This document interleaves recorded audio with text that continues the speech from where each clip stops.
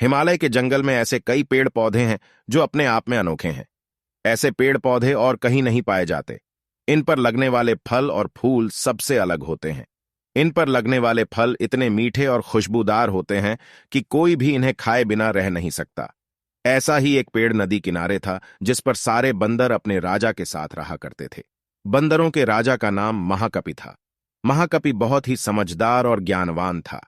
महाकपि का आदेश था कि उस पेड़ पर कभी कोई फल न चढ़ा जाए। जैसे ही फल पकने को होता वैसे ही वानर उसे खा लेते थे। महाकपि का मानना था कि अगर कोई पका फल टूटकर नदी के रास्ते किसी मनुष्य तक पहुंचा तो ये उनके लिए बहुत हानिकारक हो सकता है।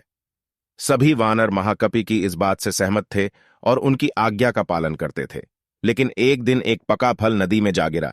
जो पत्तियों के बीच छुप वह फल नदी में बहकर एक जगह पहुंच गया जहां एक राजा अपनी रानियों के साथ घूम रहा था। फल की खुशबू इतनी अच्छी थी कि आनंदित होकर रानियों ने अपनी आंखें बंद कर लीं। राजा भी इस खुशबू पर मोहित हो गया। राजा ने अपने आसपास निहारा तो उसे नदी में बहता हुआ फल दिखाई दिया।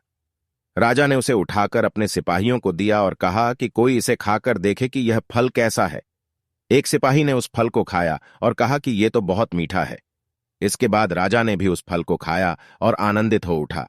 उसने अपने सिपाहियों को उस पेड़ को खोज निकालने का आदेश दिया जहां से यह फल आया था। काफी मेहनत के बाद राजा के सिपाहियों ने पेड़ को खोज निकाला। उन्हें नदी किनारे वो सुंदर पेड़ नजर आ गया। उस पर बहुत सारे वानर बैठे हुए थे। सिपाहियों को यह बात पसंद नहीं आई और उन्होंने वानरों को एक एक करके मारना शुरू कर दिया। वानरों को घायल देखकर महाकपि ने समझदारी से काम लिया। उसने एक बांस का डंडा पेड्डा और पहाड़दही के बीच पुल की तरह लगा दिया। महाकपि ने सभी वानरों को उस पेड्डा को छोड़कर पहाड़दही की दूसरी तरफ जाने का आदेश दिया। वानरों ने महाकपि की आज्ञा का पालन किया और वो सभी बांस के सहारे पहाड़दही के दूसरी ओर पहुंच गए। लेकिन इस दौरान डरे सहमे बंदरों ने महाकपि को बुरी तरह से कुचल दिया। सिपाहियों ने तुरंत राजा के पास जाकर सारी बात बताई।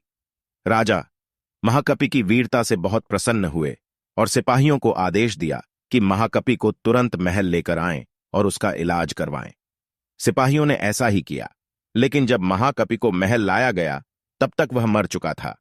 कहानी से सीख वीरता और समझदारी हमें इतिहास के पन्नों में जगह देती है। साथ ही इस कहानी से यह भी सीख मिलती है कि हर मुश्किल घड़ी में समझदारी से काम लेना चाहिए।